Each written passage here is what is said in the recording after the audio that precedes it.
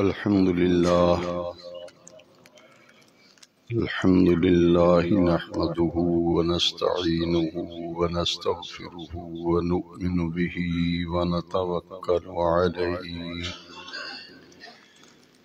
ونعوذ بالله من شرور أنفسنا ومن سيئات أعمالنا من يهده الله فلا مضل له ومن يضلله فلا هادي له ونشهد أن لا إله إلا الله وحده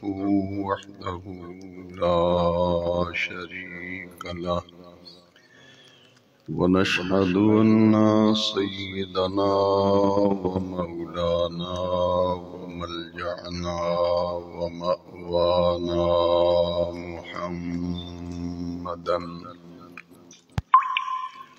عبده ورسوله صلى الله تعالى عليه وعلى آله وأصحابه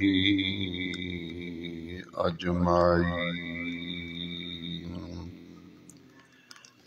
أما بعد فأعوذ بالله من الشيطان الرجيم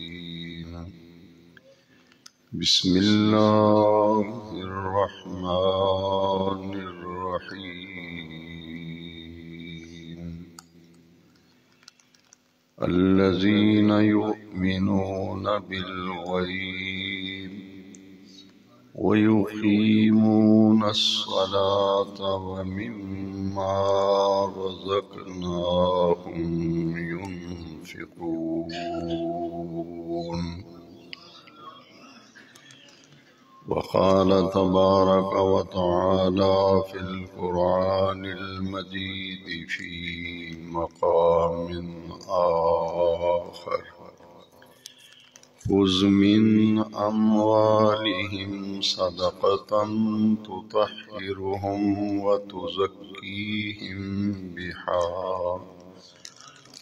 وصل عليهم إن صلاتك سكن لهم والله سميع عليم وقال تبارك وتعالى في القرآن المجيد في مقام آخر أقيموا الصلاة وآتوا الزكاة صدق الله مولانا العظيم إن الله وملائكته يصلون على النبي يا أيها الذين آمنوا صلوا عليه وسلموا تسليما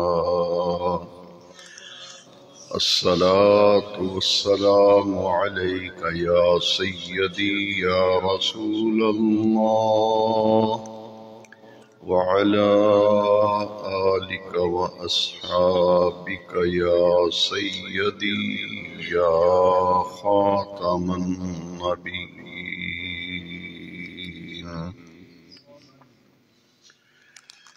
سامعین محترم، ماہ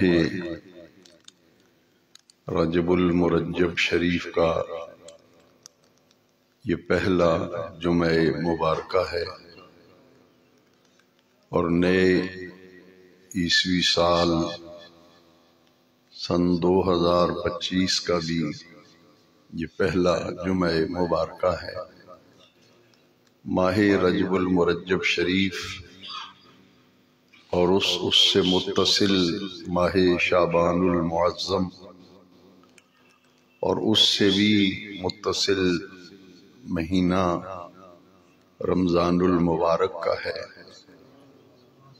یہ تین اسلامی مہینے جو آپس میں جڑے ہوئے ہیں، ان تینوں مہینوں میں بڑی ہی عظیم نسبتیں ہیں۔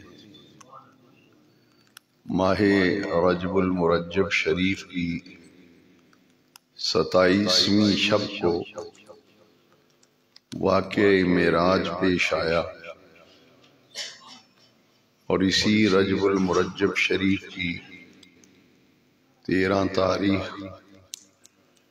حضرت سیدنا علی المرتضی کرم اللہ تعالی وجہ الکریم کا یوم میلاد ہے، یوم ولادت ہے، اور اسی مہینے کی 6 تاریخ کو بر صغیر پاک و ہند میں اسلام کی شمع فیروزاں کرنے والے، جن کی دعوت پر، جن کی تبلیغ پر پورے بر صغیر میں اسلام پھیلا، اور انہوں نے اپنی زندگی میں 90 لاکھ غیر مسلموں کو کلمہ پڑھا کر انہیں دائرہ اسلام میں داخل کیا، اور دین اسلام کی شمع پورے بر صغیر میں کوئی علاقہ، کوئی حصہ ایسا نہ رہا جہاں اسلام کی روشنی نہ پہنچی ہو۔ اس وقت بر صغیر پاک و ہند میں جو اسلام کی رونقیں اور بہاریں نظر آتی ہیں، یہ خدمات ہیں حضرت خواجہ معین الدین حسن چشتی اجمیری شاہ اجمیر رضی اللہ تعالیٰ عنہ۔ آپ کے عرس مبارک کو چھٹی شریف کہتے ہیں، کیونکہ 6 رجب شریف آپ کی تاریخ وصال ہے۔ اسی طرح اس مہینے میں زمانہ قدیم سے مسلمانوں میں زکوٰۃ کی ادائیگی کا سلسلہ اس مہینے کے ساتھ منسلک نظر آتا ہے۔ اکثر و بیشتر ہمارے دینی بھائی اس مہینے کو زکوٰۃ کا مہینہ بھی کہتے ہیں، کیونکہ اپنے اموال کا حساب کتاب کر کے لوگ اس مہینے میں زکوٰۃ دیا کرتے ہیں۔ زکوٰۃ کے لیے کوئی خاص مہینہ مقرر نہیں ہے، لیکن از خود لوگوں نے اپنی آسانی کے لیے ایک مہینہ طے کر لیا کہ ہم ماہ رجب میں حساب کتاب کیا کریں گے اور اپنی زکوٰۃ اس مہینے میں دیا کریں گے۔ اس لیے آج کے خطاب جمعہ کا جو عنوان ہے، جو موضوع ہے، جس پر گفتگو کی جائے گی، وہ زکوٰۃ اسلام کا ایک اہم رکن ہے۔ یہ حدیث شریف میں بارہا عرض کر چکا ہوں، امید ہے کہ آپ سب حضرات کے ذہن میں یہ حدیث شریف موجود ہوگی، جو حضرت عبداللہ ابن عمر رضی اللہ تعالیٰ عنہ سے حدیث مروی ہے کہ حضور پرنور صلی اللہ علیہ وسلم نے فرمایا، اسلام کی بنیاد 5 چیزوں پر رکھی گئی ہے۔ پورے اسلام کی عمارت جو ہے وہ 5 پلرز ہیں، 5 ستون ہیں، جن پر پوری کی پوری اسلام کی عمارت کھڑی ہے۔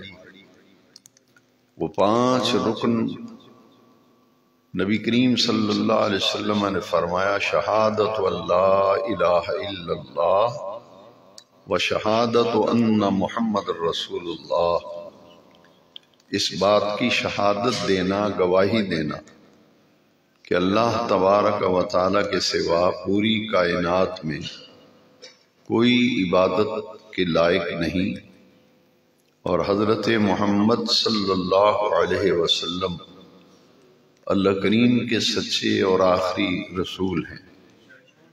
یہ اسلام کا پہلا رکن ہے۔ جو شخص یہ شہادت دیتا ہے، گواہی دیتا ہے وہ دائرہ اسلام میں داخل ہو جاتا ہے۔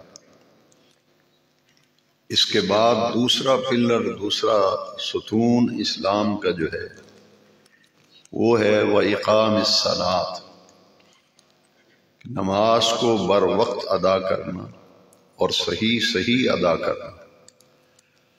اور تیسرا رکن ہے وَإِيتَاءِ الزَّكَاةِ، اپنے مال کا 40واں حصہ، 2.5% اللہ کے راستے میں وہ مستحق لوگ جو قرآن مجید میں بیان کیے گئے، ان کو اپنے مال میں سے زکوٰۃ نکال کر ادا کرنا، یہ تیسرا رکن ہے اسلام کا۔ اور چوتھا رکن ہے صوم رمضان، رمضان المبارک کے مہینے جب بھی زندگی میں آئے پورے مہینے کے روزے رکھنا۔ اور پانچواں رکن ہے وحج البیت، ساری زندگی میں ایک مرتبہ بیت اللہ شریف کا حج کرنا۔ یہ 5 رکن ہیں اسلام کے۔ 2 عبادتیں ایسی ہیں جو آپس میں جڑی ہوئی ہیں، اور قرآن مجید میں ان دونوں عبادتوں کا اکٹھے ذکر آیا ہے۔ اقیموا الصلاۃ وآتوا الزکوٰۃ، اقیموا الصلاۃ وآتوا الزکوٰۃ، بار بار دونوں عبادتوں کا اکٹھا ذکر آیا۔ اس لیے زکوٰۃ جو ہے یہ مالی عبادت ہے کہ اپنے مال کا، اللہ کریم کا عطا کیا ہوا مال، اس میں سے حصہ ہے غریبوں کا، بیوہ عورتوں کا، یتیموں کا، مسکینوں کا، فقیروں کا، مصیبت زدہ اور حاجت مند لوگوں، مقروض لوگوں، ان کا حصہ جو ہے وہ ہماری روزی میں رکھا گیا ہے۔ زکوٰۃ کی ادائیگی میں اصل جو فلسفہ ہے، یہ پیسے نکال کر آدمی یہ سمجھے کہ میں نے زکوٰۃ دے دی ہے تو میرا فرض ادا ہو گیا اور میں سارے کاموں سے بالکل فارغ ہو گیا ہوں، تو یہ تصور غلط تصور ہے۔ اصل یہ سمجھنا چاہیے کہ اس زکوٰۃ کی ادائیگی میں حکمت کیا ہے۔ حکمت یہ ہے، اگر وہ جذبہ کار فرما نہیں ہے تو معلوم یہ ہوگا پھر زکوٰۃ کے مفہوم کو اور ادائیگی کے فلسفے کو ہم سمجھ نہیں سکے، حکمتوں کو نہیں سمجھ سکے۔ اس کے اندر 2 چیزیں ہیں، ایک ہے خدمت خلق اور ایک ہے انسانی ہمدردی۔ 2 چیزیں ہیں، خدمت خلق کے لیے، انسانی ہمدردی کے لیے۔ اور اس سے اگلی بات یہ ہے کہ ضرورت مند کی ضرورت کو پورا کرنا، ضرورت مند کی ضرورت کو پورا کرنا، حاجت مند کی حاجت کو پورا کرنا۔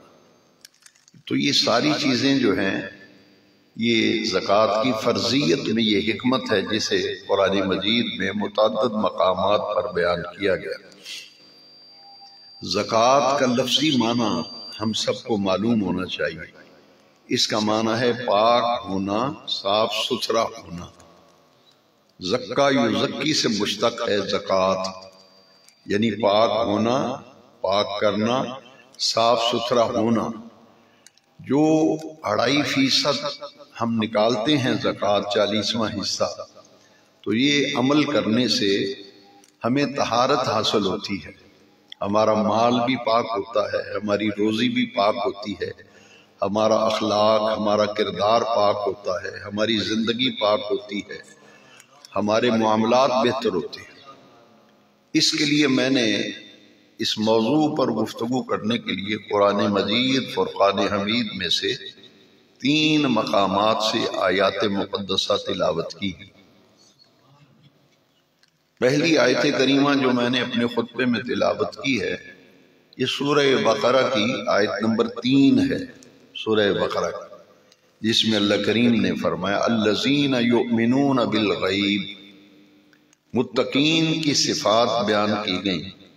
پہلی خوبی اور وصف یہ بیان کیا گیا الذین یؤمنون بالغیب، یہ وہ لوگ ہیں جو غیب پر ایمان لاتے ہیں، یعنی ایمان کے بعد پھر کیا کرتے ہیں وَيُقِيمُونَ الصَّلَاةَ، سب سے بڑا فریضہ، سب سے بڑی ذمہ داری ایک مسلمان پر اگر ہم غور کریں اس کی ڈیوٹی کیا ہے، اس کا فریضہ کیا ہے، اس کے ذمہ کام کیا ہے، تو ہمارا دین یہ بتاتا ہے کہ کلمہ پڑھ لینے کے بعد ہر مسلمان پر، ہر مومن پر 5 وقت کی نماز کی ادائیگی، بر وقت ادائیگی اور صحیح ادائیگی ہر صاحب ایمان پر فرض کی گئی ہے۔ اور اس کی فرضیت کا قرآن مجید کی ایک اور آیت میں ذکر کیا گیا۔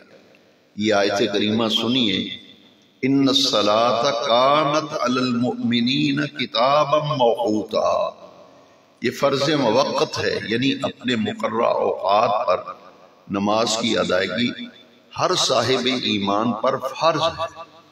اس سے بڑی کوئی ذمہ داری، اس سے بڑی کوئی ڈیوٹی، کوئی فریضہ مسلمان پر نہیں ہے۔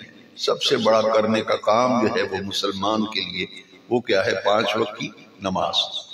میں نے پہلے عرض کیا یہ دونوں عبادتیں آپس میں بڑا گہرا ربط اور تعلق ہے۔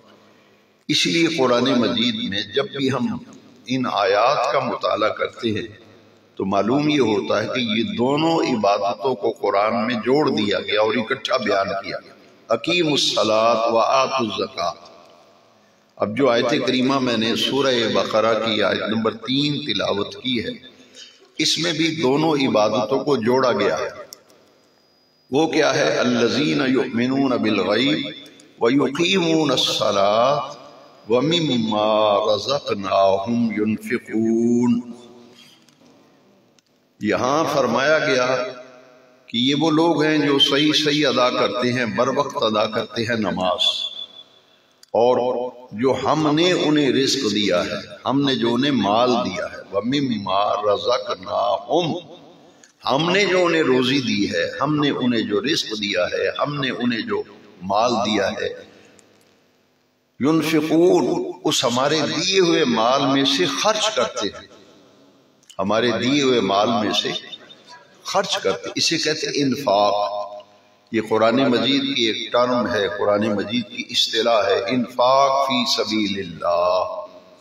انفاق کا معنی ہے خرچ کرنا، فی سبیل اللہ، اللہ کے راستے میں۔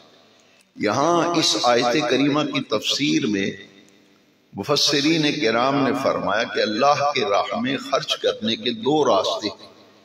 ایک وہ جو صدقات واجبہ ہیں، جو ہمارے اوپر واجب ہے، وہ اگر ادا نہیں کریں گے تو ہم سے پوچھا جائے گا، پکڑ ہوگی، گرفت ہوگی کہ کیوں نہیں دی زکوٰۃ، کیوں نہیں مال میں سے حصہ نکالا غرباء کا، مساکین کا، بیوہ عورتوں کا، یتیم بچوں کا، فقیروں مسکینوں کا، حاجت مندوں کا، ضرورت مندوں کا حصہ کیوں نہیں نکالا؟ تو یہ صدقات واجبہ میں سے سب سے بڑا صدقہ واجبہ جو ہے وہ قرآن مجید اور حدیث شریف کی روشنی میں وہ ہے زکوٰۃ، وہ ہے زکوٰۃ۔ لیکن جہاں بھی قرآن مجید میں انفاق فی سبیل اللہ کا لفظ آیا، اللہ کے راستے میں خرچ کرنے کا، تو اس سے مراد یہ نفلی صدقات بھی ہیں۔ 2 قسم کے صدقات ہیں، صدقات واجبہ اور صدقات نافلہ۔ زکوٰۃ بھی واجب ہے، فرض ہے، اور صدقہ فطر جو ادا کرتے ہیں ہم، چھوٹی عید جسے عید الفطر کہتے ہیں رمضان شریف کے بعد، یہ صدقہ فطر جسے ہم فطرانہ بھی کہتے ہیں، یہ بھی واجب ہے، یہ صدقات واجبہ ہیں۔ اس کے علاوہ جو صدقات کیے جاتے ہیں وہ صدقات نافلہ ہیں، ان کا بہت نفع اور ان کا بہت فائدہ ہے۔ لہٰذا قرآن مجید میں سب سے زیادہ زور جو ہے وہ اللہ کی عبادت، یعنی نماز کے بعد سب سے زیادہ زور قرآن مجید میں جس عمل پر دیا گیا ہے وہ ہے انفاق فی سبیل اللہ۔ انفاق فی سبیل اللہ کا معنی ہے اللہ کے راستے میں خرچ کرنا۔ جو آپ دینی کاموں میں خرچ کریں گے، مساجد و مدارس پر خرچ کریں گے، یقیناً وہ بھی صدقہ ہے، لیکن یہ یاد رکھیے کہ صدقات نافلہ جو ہے ان میں ایک عنصر جو ہے وہ خدمت خلق، انسانی ہمدردی، ضرورت مند کی ضرورت کو پورا کرنا، حاجت مند کی حاجت کو پورا کرنا۔ ہمارے ہاں یہ طرز عمل ہے کہ جب بھی زکوٰۃ دی جائے تو ہم کوئی لاہور زکوٰۃ بھیج رہا ہے، کوئی حیدرآباد بھیج رہا ہے، کوئی کراچی بھیج رہا ہے۔ یہ فلسفہ ہم سب کو سمجھ لینا چاہیے۔ کچھ ایسی تنظیمیں، کچھ ایسے ادارے ہیں جن کو انٹرنیشنل لیول پر فنڈنگ کرتے ہیں، پوری دنیا میں ان کے غلے پڑے ہوئے ہیں، وہ چندے گھروں میں جا کے دکانوں پہ فنڈ لیتے ہیں۔ لیکن آپ کے اپنے محلے میں ایک مسجد ہے، آپ وہاں چندہ نہیں دیتے، دوسری مسجدوں کو جا کے دے رہے ہیں، کوئی کراچی بھیج رہا ہے، کوئی لاہور بھیج رہا ہے۔ زکوٰۃ کا معاملہ یہ ہے، سگی بہن سگا بھائی گھر میں دوائی کے لیے ترس رہا ہے، سگا بھائی سگی بہن قریبی رشتہ دار، ان کو کوئی علاج کرانے والا نہیں، ان کے بچوں کی تعلیم کے لیے ان کے پاس خرچہ نہیں، تو ہم زکوٰۃ ادھر بھیج رہے ہیں جہاں پہلے ہی بینک اکاؤنٹ جو ہے وہ کروڑوں اربوں روپے میں ہے، ہماری زکوٰۃ ادھر جا رہی ہے۔ دین یہ کہتا ہے کہ سب سے پہلے جب زکوٰۃ نکالنے لگے اپنے بہن بھائیوں میں دیکھیں، سب سے پہلے زکوٰۃ کا مستحق کون ہے؟ آپ کا سگا بھائی، سگی بہن۔ اگر وہ غریب ہیں، محتاج ہیں، ضرورت مند ہیں، تو ان کو زکوٰۃ کی ادائیگی سب سے پہلے آپ پہ عائد ہوتی ہے، اور اس کے لیے بتانا ضروری نہیں کہ یہ زکوٰۃ ہے، کیونکہ بعض اوقات ایسا ہوتا ہے کہ وہ عزت نفس کے خلاف تصور کرتے ہیں کہ کل کو ہمارا بھائی جو ہے یہ ہمیں تانا نہ دے کہ فلاں وقت میں نے تمہیں زکوٰۃ دی تھی، تو میری زکوٰۃ پہ پلا ہوا ہے، تیرا علاج میں نے زکوٰۃ سے کرایا تھا۔ تو اس کے لیے یہ طریقہ ہے کہ اس کو بتانے کی ضرورت نہیں، یہ زکوٰۃ ہے۔ جس کو بھی آپ زکوٰۃ دیں، آپ اپنی نیت سے زکوٰۃ ادا کر رہے ہیں تو آپ کی ادائیگی ہو جائے گی، لیکن جس کو بھی دے رہے ہیں اس کو بتانا ضروری نہیں ہے۔ وَأَنذِرْ عَشِيرَتَكَ الْأَقْرَبِينَ، یہ ایک نقطہ میں خاص طور پہ عرض کروں گا۔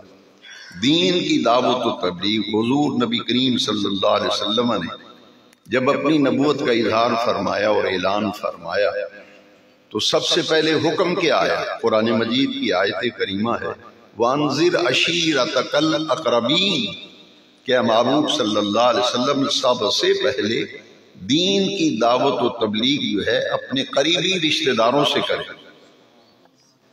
قریبی عزیز، ریلیٹیو جو قریبی ہیں، خونی رشتے ہیں، اپنے گھر سے ابتدا کریں۔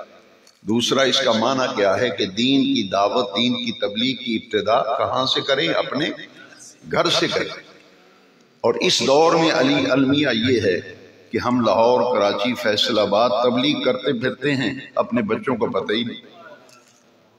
لاہور کراچی میں تبلیغیں کرتے پھرتے ہیں، اسلام آباد میں جا رہے ہیں، کیا کرنے؟ تبلیغ کرنے جا رہے ہیں۔ بھئی اپنے بیٹے بیٹی گھر میں تبلیغ نہیں کی آپ نے، باہر تبلیغ کے لیے نکلے ہو تو سب سے بڑی ذمہ داری تو یہ ہے وَأَنذِرْ عَشِيرَتَكَ الْأَقْرَبِينَ، سب سے پہلے توجہ دو اپنے گھر پر۔ آپ کی بیوی، آپ کے بچے، ان کی نظریں آپ پہ لگی ہوئی ہیں، اور آپ جو ہے وہ غیروں پہ خرچ کرتے پھرتے ہیں۔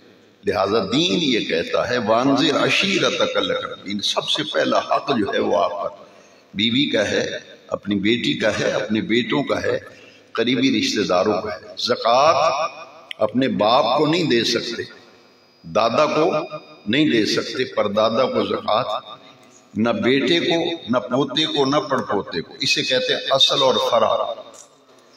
باپ، دادا، پردادا اصل ہے، اور بیٹا، پوتا، پڑپوتا یہ فرع ہے۔ اصل اور فرع کو زکوٰۃ نہیں دے سکتے۔ ایک ہے دائیں بائیں، ادھر بھائی ہے، ادھر بہن ہے، تو زکوٰۃ دیتے وقت بھائی کو بھی زکوٰۃ دی جائے گی اور بہن کو بھی زکوٰۃ دی جائے گی۔ اسی طرح اور قریبی رشتہ داروں میں نان کے داد کے سب سے بڑے رشتے یہ دو ہوتے ہیں، جو مضبوط رشتے ہیں نا، وہ دو ہوتے ہیں، ایک انسان کے داد کے اور ایک نان کے، ننیال اور ددیال، یہ دو رشتے ہیں۔ ان میں آپ دیکھیں، ان میں اگر کوئی ضرورت مند ہے تو اس کی ضرورت کو پورا کرنا، یہ ہے اصل میں خدمت انسانیت اور خدمت خلق اور انسانی ہمدردی اور خدمت انسانیت، یہ ہے اصل میں زکوٰۃ کا فلسفہ۔ تو جو آیت کریمہ میں نے تلاوت کی ہے، اس میں اللہ کریم نے فرمایا یقیمون الصلاۃ ومما رزقناہم ينفقون، سورہ بقرہ کی آیت نمبر 3 ہے کہ صحیح ادا کرتے ہیں نماز، اور ہمارے دیے ہوئے رزق میں سے ہمارے راستے میں خرچ کریں۔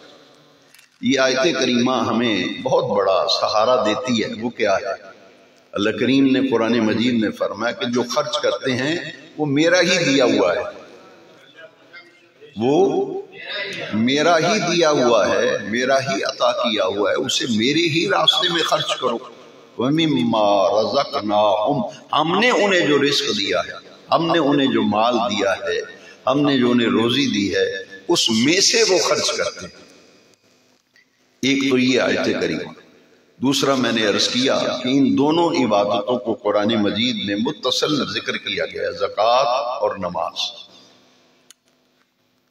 نماز یہ سب سے بڑا فریضہ، ان الصلاۃ کانت علی المؤمنین کتابا موقوتا، اور زکوٰۃ ایسی مالی عبادت ہے، نماز تو ایک دن میں 5 مرتبہ فرض کی گئی، لیکن زکوٰۃ پورے سال میں 1 مرتبہ، وہ بھی صرف صاحب نصاب پر۔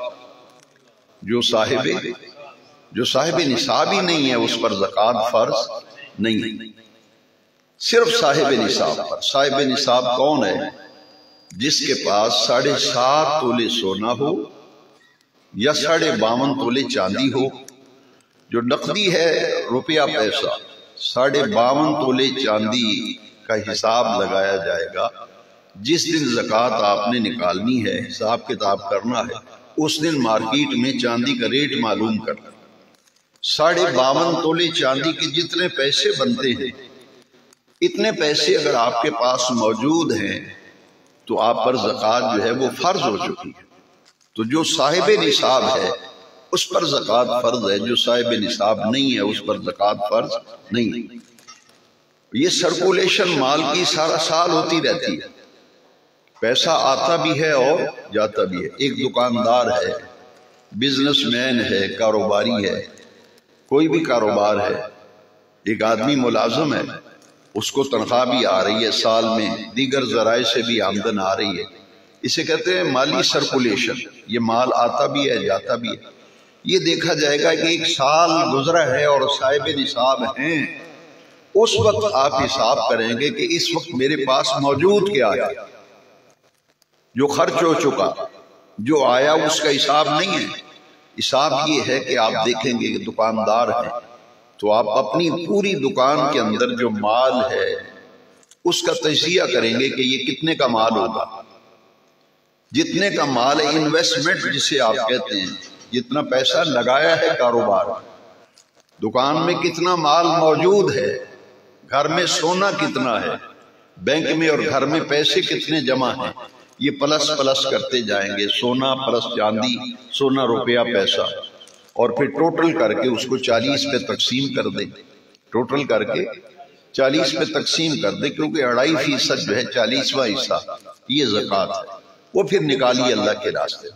اور اس کا یہ صحیح طریقہ یہ ہے، کیونکہ اصل مسئلہ یہ ہے کہ ضرورت مند کی ضرورت کو پورا کرنا۔ ایک آدمی کو مقروض ہے، اس کا آپ کی زکوٰۃ اتنی ہے کہ آپ اس کا قرضہ اتار سکتے ہیں، آپ کی زکوٰۃ اتنی بنی کہ آپ اس غریب آدمی کا قرضہ آسانی سے اتار سکتے ہیں، تو پھر اس کا طریقہ یہ ہے کہ آپ اس کی طرف سے از خود اپنے ہاتھوں سے اس کا قرض اتاریں، اس سے پوچھے بھئی آپ نے کس کا قرض دینا ہے، جس کا قرض دینا ہے آپ وہ زکوٰۃ کی رقم اس کی دہلیز پہ لے جائیں کہ بھئی فلاں آدمی نے تیرا اتنا پیسہ دینا ہے، لے اپنا قرض وصول کر۔ یہ بہترین صورت ہے۔ لہذا زکوٰۃ ہو، صدقہ خیرات ہو، اس کا اصل فلسفہ یہ ہے کہ حاجت مندوں کی حاجتوں کو پورا کرنا، ضرورت مندوں کی ضرورتوں کو پورا کرنا۔ اس لیے جو مستحق لوگ ہیں قرآن مجید میں بیان کیے گئے ہیں، میں اس کی طرف آتا ہوں۔ سب سے پہلے اس کی فرضیت جو ہے، اس کے متعلق ہم ذرا غور کر لیں قرآن مجید کی آیات کی روشنی۔ 2 آیتیں جو ہیں وہ میں نے آپ سے عرض کر دی، ایک اقیموا الصلاۃ وآتوا الزکاۃ الذین یؤمنون بالغیب ویقیمون الصلاۃ ومما رزقناہم ینفقون۔ یہ 3 آیتوں پر میں نے کچھ گزارشات پیش کر دی۔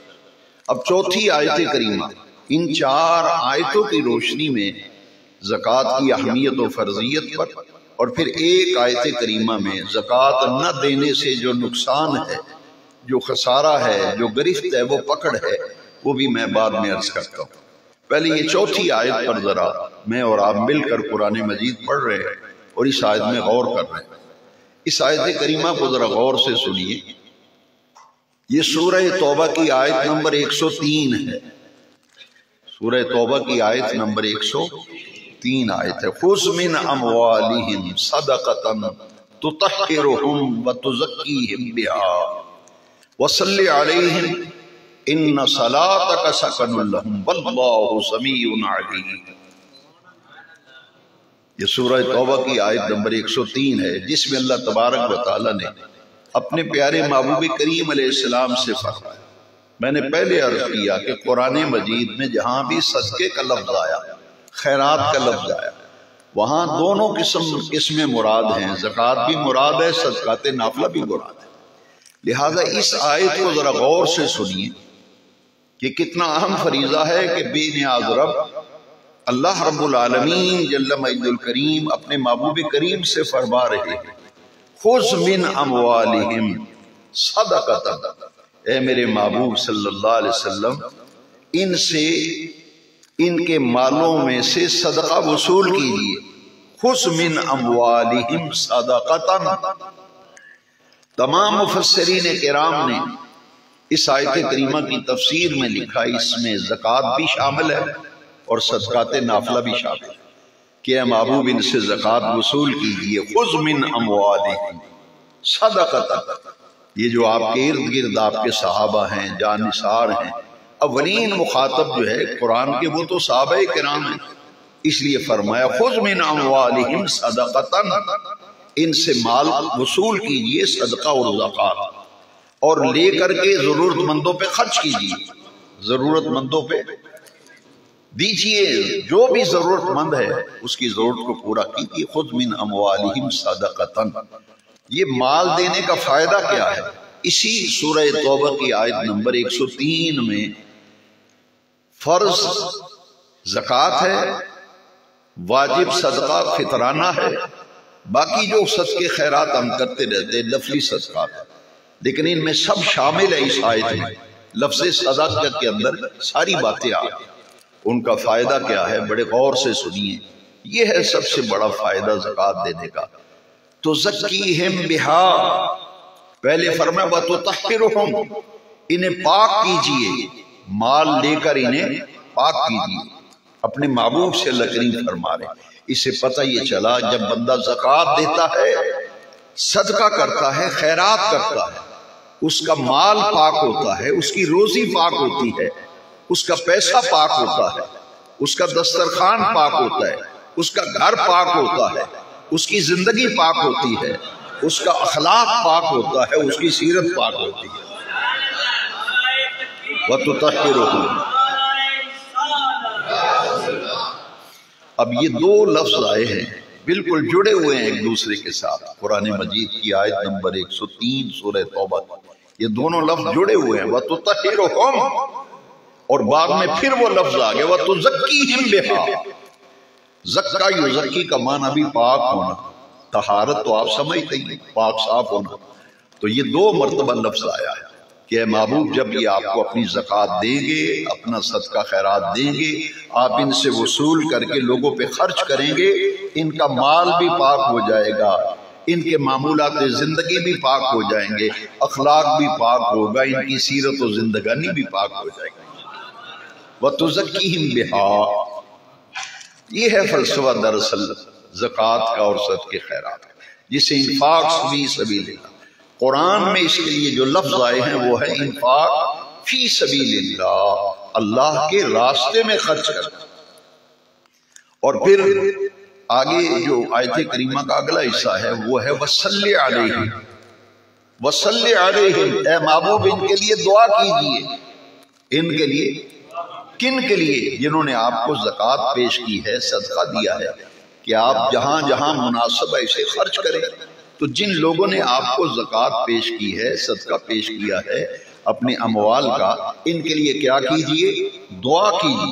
اس سے ایک مسئلہ یہ بھی معلوم ہو گیا کہ جو آدمی کسی کو زکوٰۃ دیتا ہے یا خیرات کرتا ہے تو اس کے اوپر ضروری ہوتا ہے کہ وہ زکوٰۃ دینے والے، صدقہ کرنے والے، خیرات کرنے والے کے لیے دعا کرے، اس کے لیے دعا کرنا پھر ضرور۔ وصلی علیہم، اے پیارے حبیب صلی اللہ علیہ وسلم ان کے لیے دعا کیا کیجیے۔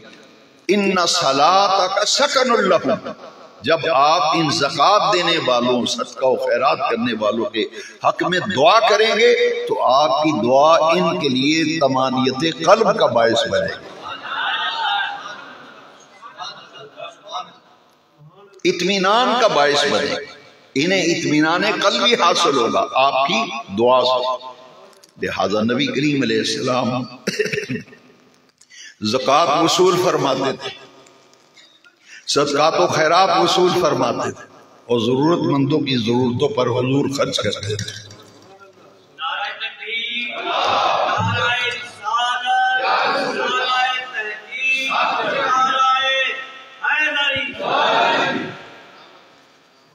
اب یہ آیت کریمہ نازل ہوئی، میں نے پہلے عرض کیا کہ زکوٰۃ صرف فرض ہے صاحب نصاب۔ جب یہ آیت کریمہ نازل ہوئی اور حضور نے صحابہ کرام کو بتایا کہ زکوٰۃ دو، اپنے اموال کی مال پیش کرو، تو ایک صحابی اٹھ کے کھڑے ہو گئے جو بہت غریب تھے، جن کے پاس نہ سونا تھا، نہ چاندی، نہ روپیہ، نہ پیسہ، مالی اعتبار سے انتہائی کمزور، کوئی مال نہیں، کوئی دولت نہیں، کوئی سیم و زر نہیں، وہ اٹھ کے کھڑے ہو گئے۔ انہوں نے عرض کی یا رسول اللہ صلی اللہ علیہ وسلم تو ہمارا پھر کیا بنے گا، ہمارا کیا بنے گا، ہم تو محروم رہ گئے، جو پیسے والے ہیں، مالدار ہیں، وہ تو پیسہ بھی دیں گے اور پھر آپ ان کے لیے دعا بھی کریں گے، اور آپ کی دعا ان کے لیے طمانینت قلب کا باعث بنے گی، تو ہمارے پاس تو پیسے ہی کوئی نہیں، تو دیں گے کیا؟ تو لہٰذا ہم تو محروم رہ گئے نا، پھر پاک ہونے سے بھی محروم رہ گئے، تزکیے سے بھی، پاک تطہیر سے بھی ہم رہ گئے، اور پھر آپ کی دعاؤں سے بھی محرومی ہوگی، تو ہمارا کیا بنے گا؟ اب حضور نے پتہ کیا جواب دیا؟ دیکھیے صدقے کا بڑا وسیع مفہوم ہے، ہم نے اسے مذاق بنا لیا، مذاق دین کو، جو مرضی میں آتا ہے وہ کہتے جاتے ہیں، سمجھتے نہیں، دین کو سیکھتے نہیں، شعور ہی نہیں، اور یہ دین سیکھنے سمجھنے کے لیے لوگ تیار بھی نہیں۔ آپ خوش قسمت ہیں، آپ تشریف لاتے ہیں، باتیں سنتے ہیں، اس لیے میرا بھی دل کرتا ہے کہ میں آپ کو ہر جمعے میں کھل کر کچھ ایسے موتی آپ کو دوں، کیونکہ یہ تقریر کی نہیں جاتی، کروائی جاتی ہے۔ آپ جس ذوق و شوق سے سامعین سنیں گے اسی ذوق سے بیان کرنے والے کا ذہن بھی کھلتا ہے، تو جو سننے والے تنگ ہوں اور گھڑی دیکھ رہے ہوں کہ کب جان چھوٹے، نماز پڑھیں، گھر جائیں، پھر آئیں بھی 1:30 بجے، کہیں جی اتنے جمعہ بڑی جلدی ہو جاتا ہے، ٹائم نال فارغ ہو جائے گا۔ یہاں تو ٹائم سے فارغ ہوتا ہے، باقی معاملات میں تو غور نہیں کرتا۔ صحابہ نے کہا حضور ہمارا کیا بنے گا، نہ مال، نہ دولت، نہ سونا، نہ چاندی، نہ پیسہ۔ حضور نے فرمایا تمہارے لیے اللہ کریم نے اور بہت راستے رکھے ہیں، اور بہت سے۔ وہ کیا ہے؟ فرمایا یہ تو مال دیں گے نا، تم اپنے مسلمان بھائی کو مسکرا کے ملاقات کرو گے، تمہیں صدقے کا ثواب۔ مسلمان بھائی سے مسکرا کے بات کرے گا، تیرے نامہ اعمال میں صدقے کا ثواب لکھا جائے۔ راستے میں چلتے ہوئے کوئی اینٹ کا روڑا پڑا ہوا ہے، کوئی پتھر پڑا ہے، کوئی ہڈی پڑی ہے، کوئی تکلیف دہ چیز پڑی ہوئی ہے کہ گزرنے والے کو ٹھڈا لگے گا، گرے گا یا نقصان ہوگا، اس کو اٹھا کر دوسری طرف رکھ دینا، یہ بھی صدقہ ہے۔ یہاں تک کہ حضور نے فرمایا جو تم اپنے بیوی بچوں پر خرچ کرو گے وہ بھی صدقہ ہے، وہ بھی۔ اور پھر فرمایا کہ کسی محتاج کی ضرورت کی طرف متوجہ ہو جاؤ گے، کسی بیمار کی مزاج پرسی کرو گے، کسی گرے ہوئے کو اٹھاؤ گے، کسی بیمار کو فقط حوصلہ دو گے، ضرورت مند کو حوصلہ دو گے تمہارے نامہ اعمال میں صدقہ لکھا جائے گا۔ صدقات کا تو بہت وسیع مفہوم ہے، بہت وسیع مفہوم۔ اس لیے یہ زکوٰۃ کی فرضیت اور اس کی اہمیت ان قرآنی آیات سے بالکل واضح ہو گئی۔ یہاں دیکھیے خذ من اموالہم صدقۃ تطہرہم وتزکیہم بہا وصلی علیہم ان صلاتک سکن لہم واللہ سمیع علیم۔ یہ صدقات و خیرات، اور اس میں اصل فلسفہ میں نے عرض کر دیا، ضرورت مند کی ضرورت کو پورا کرنا۔ اب سرکار نے جب یہ ارشاد فرمایا نا مسکرا کے کسی سے ملاقات کرنا بھی صدقہ ہے، اس کے بعد پھر حضور نے فرمایا، یہ حدیث شریف بڑے غور سے سنیں، ان فی الاموال لحقا سوى الزکات۔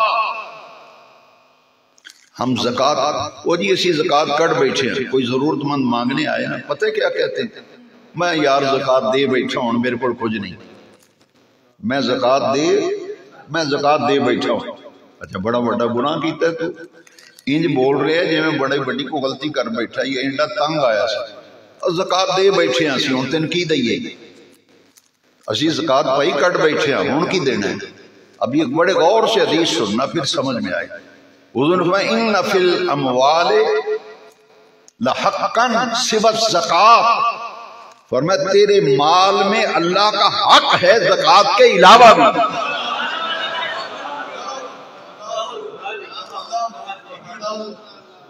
تو قطرہ آپ سے پیدا ہوا ہے،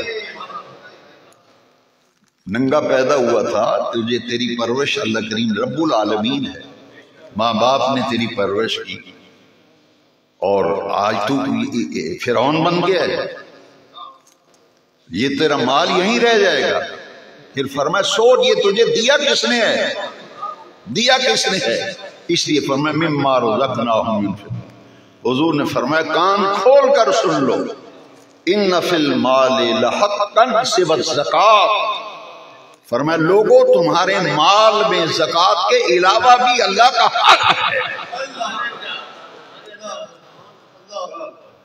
حضور نے جب یہ ارشاد فرمایا نا، یہ حدیث شریف سرکار نے یہ لفظ جب بیان فرمائے، فوراً حضور نے پھر آیت پڑھی وَآتَ الْمَالَ عَلَىٰ حُبِّهِ ذَوِي الْقُرْبَىٰ وَالْيَتَامَىٰ وَالْمَسَاكِينِ۔ پہلے حضور نے یہ فرمایا کہ تمہارے مال میں صرف زکوٰۃ ہی اللہ کا حق نہیں ہے، لحقاً سوى الزکات، تمہارے مال میں زکوٰۃ کے علاوہ بھی اللہ کا حق ہے۔ پھر حضور نے فوراً آیت کریمہ تلاوت فرمائی وَآتَ الْمَالَ عَلَىٰ حُبِّهِ، مال دو اللہ کی محبت میں، تنگ ہو کر نہیں، اوکھیاں ہو کے نہیں، پیڑے دل نل نہیں، وَآتَ الْمَالَ عَلَىٰ حُبِّهِ، اللہ کی محبت میں، یعنی جب بھی بندہ کسی نیکی خیر کے راستے پر خرچ کرے فوراً یہ تصور کرے کہ یہ میرے رب کا مجھ پہ کرم ہے کہ اس نے مجھے اپنا عطا کیا ہوا مال مجھے اپنی راستے میں خرچ کرنے کی توفیق دی ہے۔ فرمایا پھر ذوی القربیٰ، تیری زکوٰۃ ملتان جا رہی ہے، لاہور جا رہی ہے، اسلام آباد جا رہی ہے، یہاں تو آیت کریمہ بتا رہی وَآتَ الْمَالَ عَلَىٰ حُبِّهِ ذَوِي الْقُرْبَىٰ،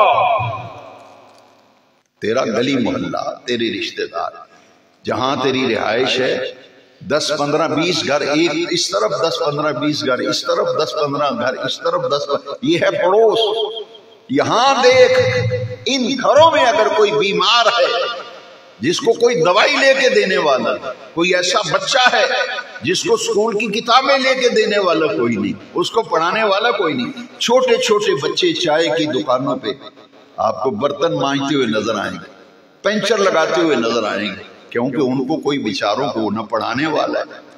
میں پچھلے دنوں ایک جگہ گیا تو بڑی سردی کی چھڑچھڑی راتیں تھی، تو پیٹرول پمپ پہ ایک بالکل چھوٹی عمر کا لڑکا پیٹرول ڈال رہا تھا۔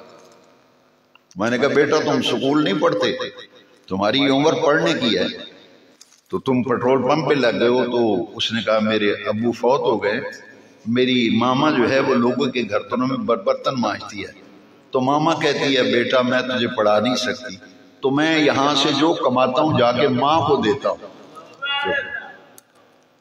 تو ہم تو جو بھرے ہوئوں کو بھر رہے ہیں، ہم بڑوں کو بھرے ہوئوں کو بھر رہے ہیں، بھرے ہوئوں کو. وہ ایک دفعہ میں نے آپ کو واقعہ سنایا تھا. میرے ایک دوست ہے، انہوں نے کہا کہ میرے باپ نے مجھے کہا کہ فلاں جو کرنل ہے نا اس کو تحفے میں بکرا دینا ہے، کیونکہ اس نے دعوت کی. تو میں نے کہا اب امیر لوگوں کی دعوت کرتے ہیں، غریب کی دعوت نہیں کرتے. مجھے کہنے لگا روٹی کم کر دی. روٹی شاید سمجھے نہیں کہ آج دعوت کی ہے نا، اچھے اچھے کھانے کھلائیں گے، ریسپشن دیں گے، کپڑوں کا جوڑا، مٹھائی کا ڈبہ، خدمت تواضع کر کے مہینے ڈیڑھ بعد فائل لے کے جائیں گے، کام نکلو. کہنا جی روٹی کم کر دی. اب وہ کرنل کے ہاں بکرا بھیج دیا، کس لیے کہ یہ میری طرف سے گفٹ ہے، قربانی کرنی ہے تو بازار سے نہ لیں، یہ میرا گفٹ ہے. اس کے بیٹے نے مجھے بتایا جب میں گیا تو 20 بکرے وہاں پہلے بندے ہوئے تھے، 20 بکرے. تو میں نے اس کے نوکر سے پوچھا، میں نے کہا کہ یہ سر جی نے بکرے خریدے ہیں 20 قربانی؟ وہ نہیں جی یہ تو یار گفٹ ہی چاہیے. میں نے کہا واہ بھائی واہ. میں نے اس بیٹے سے کہا بیٹا پھر غصہ نہ کرنا میری بات کا، جو بھرے ہوئے ہیں ان کو لوگ بھر رہے ہیں، ان کو بکرے کے بکرے جا رہے ہیں. وہ تیرے پڑوس میں جو ہے اس کو گوشت میسر نہیں، اسے گوشت میسر نہیں. سال کے بعد جو قربانی لیتے ہیں وہ بھی کہاں جاتا ہے گوشت؟ بڑے بڑے لوگوں کے عام گفٹ بیچتے ہیں، وہی جن کا حق ہے، جن کا حضور نے فرمایا ان فی المال حقا سوى الزکات.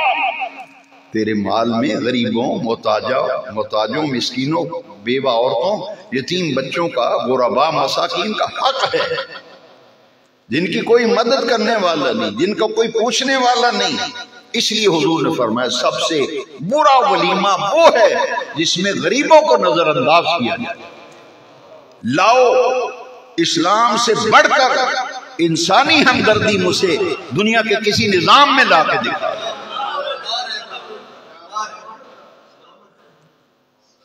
لوگ کہتے ہیں جی مولوی فکر آخرت کی بات کرتے ہیں، فکر دنیا کی بات نہیں کرتے. میں نے کہا ہم تو کرتے ہیں.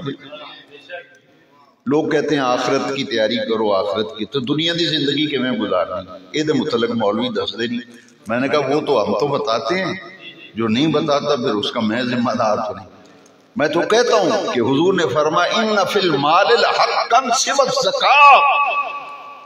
تیرے مال میں زکات کے علاوہ بھی معاشرے کے پیچھے ہوئے لوگ، محتاج لوگ، ضرورت مند لوگ، اپاہج لوگ، بیوہ عورتیں، یتیم بچے، جن کا کوئی علاج معالجہ کرانے والا نہیں، جن کے بچوں کو کوئی پڑھانے والا نہیں، جن کو کوئی حال پوچھنے والا نہیں، ان ضرورت مندوں کی ضرورتوں کو پورا کیا جائے. یہ ہے دراصل میں نظام زکات، یہ ہے نظام زکات. یہ تو ہماری اپنی خرابیاں ہیں نا، نیت ہماری خراب ہے.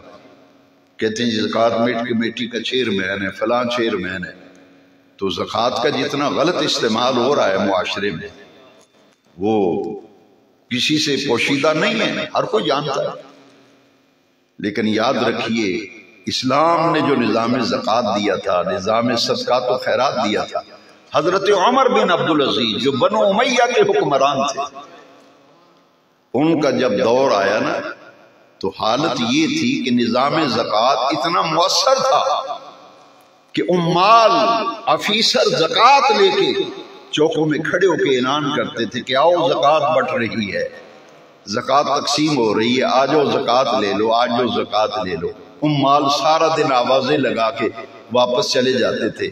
حضرت عمر بن عبدالعزیز نے پوچھا کہ زکات تقسیم ہو گئی؟ انہوں نے کہا جی زکات تقسیم کرنے جاتے ہیں، لینے والے کو نہیں ملتا، لینے والا کوئی نہیں. کیوں؟ جس کو کہتے ہیں زکات لے لو کہتے ہیں بھائی میں آپ زکات دینا میں کیوں لواں. یہ تھا نظام اسلام. اور یہ زکات اتنی ضروری ہے کہ حضرت ابوبکر صدیق رضی اللہ تعالیٰ عنہ کے دور خلافت میں آپ نے فرمایا جو شخص حضور کے زمانے میں زکات دیتا تھا اونٹ، اور اونٹ کے گلے میں رسی ہوتی تھی یا گھٹنے کے ساتھ باندھنے کے لیے رسی ہوتی تھی، اور آج اگر کوئی مجھے کہے کہ حضور کے زمانے میں اونٹ زکات نکلتی تھی میری، میں دیا کرتا تھا، لیکن یہ جو رسی باندھنے والی ہے یہ میں اس دفعہ نہیں دوں گا، یہ مجھے چاہیے۔ حضرت ابوبکر صدیق نے کہا میں اس وقت تک اس کے خلاف جہاد کروں گا جب تک میں رسی وصول نہیں کر لیتا۔ میں کہوں گا رسی پہلے اونٹ بعد میں، کہ حضور کے زمانے میں جو زکات دیتا تھا وہ تو یہ ہے زکات۔ اور قرآن مجید میں زکات نہ دینے والوں کے لیے جو سزا آئی ہے وہ کیا ہے، غور سے سنیں۔ والذین یکنزون الذھب والفضة، وہ لوگ جو سونا چاندی مال جمع کرتے ہیں، فلا ينفقونها فی سبیل اللہ، اللہ کے راستے میں خرچ ہی نہیں کرتے، زکات ہی نہیں نکالتے، نہ خیرات کرتے، نہ صدقہ کرتے۔ فرمایا اس نار کو فتقوا بہا جباہہم وجنوبہم وظہورہم، وہ مال جو ہے نا بے زکاتہ مال، وہ جہنم کی آگ میں اسے تپایا جائے گا، یوم یحمى علیہا فی نار جہنم فتقوا بہا جباہہم وجنوبہم وظہورہم، ان کی پیشانی کو، ان کی کروٹوں کو، پشتوں کو داغا جائے گا اور کہا جائے گا یہ وہی مال ہے جس کی تو زکات نہیں دیتا تھا، فذوقوا ما کنتم تکنزون، اب مزہ چکھ اس مال کا جس کی تو زکات نہیں دیتا تھا۔ حاضرین محترم، تو یہ اسلام کا نظام زکات ہے۔ آج ہمارا گفتگو کا موضوع ہی یہ تھا کہ زکات اسلام کا اہم رکن ہے۔ اللہ تعالی ہمیں دین کی تعلیم سمجھنے، دین کی باتیں سیکھنے کی توفیق دے۔ وآخر دعوانا